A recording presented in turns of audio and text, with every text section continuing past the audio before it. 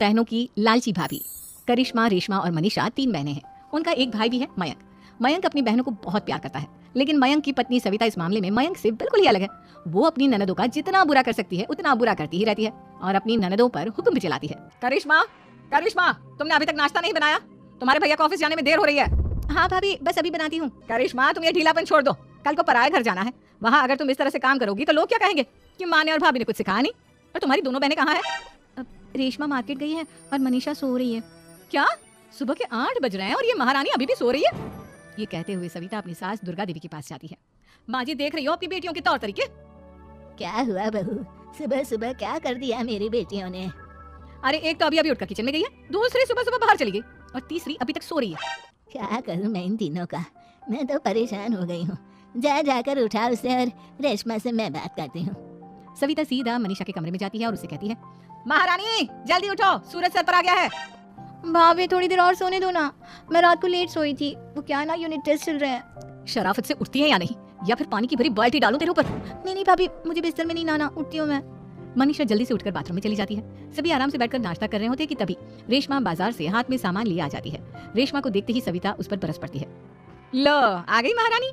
ऐसा भी क्या सामान लाना था जो सुबह आंख मलते ही बाजार की तरफ रवाना हो गई? भाभी, कल आप ही तो चीख रही थी कि घर का सारा सामान मुझे ही लाना पड़ता है, घर में किसी को भी किसी काम से कोई लेना देना नहीं है। अब मैं बाजार जाकर सामान ले आई तो आपको इस बात से भी तकलीफ हो रही है? देख रही हो माँ जी, अपनी बेटी की जुबान कैंची से भी तेज चलती है। और मयंक, आप तो कुछ कहेंगे नहीं अपनी लाडली बहन को? रेशमा, अपनी भाभी से ऐसे बात नहीं करते। चलो माफी मांगो। भैया, मैं क्यों माफी मांगू? आप भाभी से बोलिए ना कि हम पर कम हुक्म चलाया करे। हम इस घर की बेटियां हैं और आपकी पत्नी की ननद है, नौकरानी नहीं। लो कर लो बात। इनकी भलाई के लिए कुछ भी बोलो तो इन्हें बुरा लग जाता है। इस घर में यही इज्जत है मेरी। देख लो माँ जी, आपकी बेटी किस लहजे में मुझसे बात कर रही है। सविता वहां से चली जाती है। मयंक को बहुत गुस्सा आता है, वो भी वहां से चला जाता है। फिर करिश्मा रेशमा को समझाती है, रेशमा, तुम्हें भाभी से माफी मांग लेनी चाहिए थी ना। लेकिन दीदी, मैंने कुछ किया ही नहीं, तो मैं माफी क्यों मांगू? हाँ करिश्मा दीदी, रेशमा दीदी जैसे ही घर में आई भाभी ही उन पर चिल्ला रही थी। हाँ, मैं मानती हूँ कि गलती भाभी की थी। मैं तो इसलिए बोल रही हूँ कि भाभी ने माँ को तो पूरी तरह अपने वश में कर लिया है। वो हमारी बात सुनती ही नहीं। मयंक भैया हमारे लिए हमेशा खड़े रहते हैं, इसलिए उनकी बात का मान तो तुम्हें रखना चाहिए था ना। कोई फायदा नहीं दीदी, कुछ दिनों की बात और है, भाभी उन्हें भी हमारे खिलाफ भड़का देंगी। फिर वो भी माँ की तरह हमारी किसी बात का विश्वास नहीं करेंगे।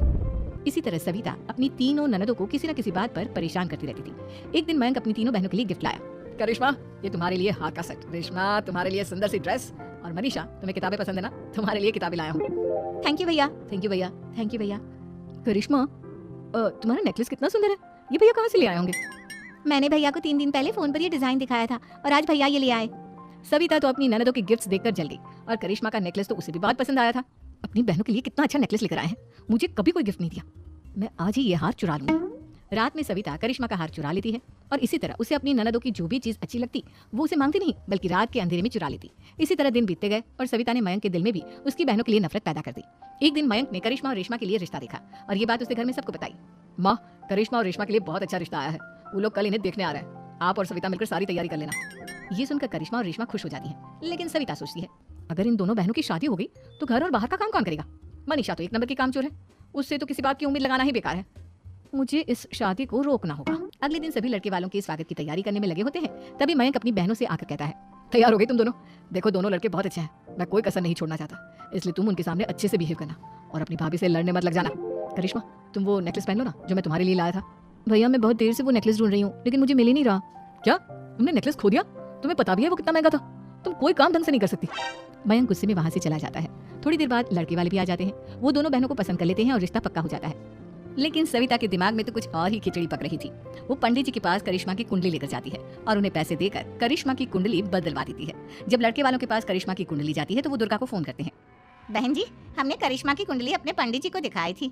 आपकी बेटी की कुंडली नहीं बल्कि दोषों का पिटारा है। देखिए, मैं और मेरे पति इन सब बातों में बहुत विश्वास करते हैं, इसलिए हम आपकी बेटी से अपने बेटे की शादी नहीं करा सकते। इस तरह करिश्मा का रिश्ता टूट जाता है और सभी घर वालों को बहुत दुख होता है। अब कविता सोचती है, चलो करिश्मा का तो रिश्ता टूट गया, अब रेशमा का भी रिश्ता तोड़ना है। क्या करूं क्या करूं? अब सविता आवाज बदलकर किसी अननोन नंबर से रेशमा के होने वाले ससुराल में फोन करती है।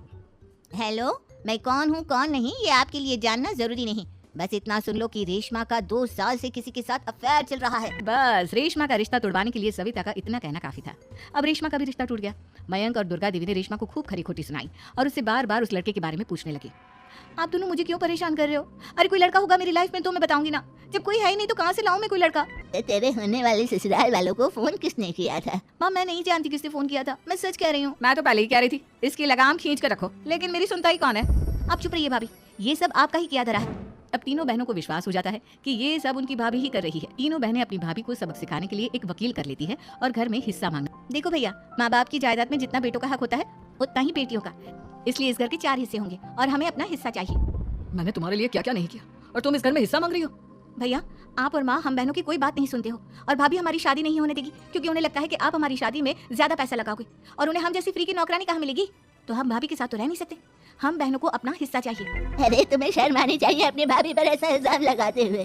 वो तुम्हारे बारे में कितना सोचती है। हाँ माँ, भाभी हमारे बारे में बहुत सोचती है, दिन रात बस यही सोचती रहती है कि किस तरह से अपनी तीनों ननदों को परेशान करूं, और कभी मुझे पढ़ने भी नहीं देती। दोनों बहनों का रिश्ता भी तो इन्होंने ही तुड़वाया है, और रात में हमारे कमरे में आकर हमारी चीजें भी चुराती हैं। इसी तरह सविता की तीनों ननदें अपनी बात पर अड़ी रही। अब कोर्ट में तारीख भी शुरू हो गई। जब सविता को लगा कि उसकी तीनों ननद इतनी आसानी से नहीं मानने वाली, तो उसने अपने पति और सास को सारी सच्चाई बता दी और अपनी तीनों ननद से माफी मांगी। मयंक और दुर्गा को भी अपनी गलती का एहसास हो गया। अब सविता खुद करिश्मा और रेशमा के लिए अच्छा रिश्ता ढूंढती है और उनकी शादी करवाती है।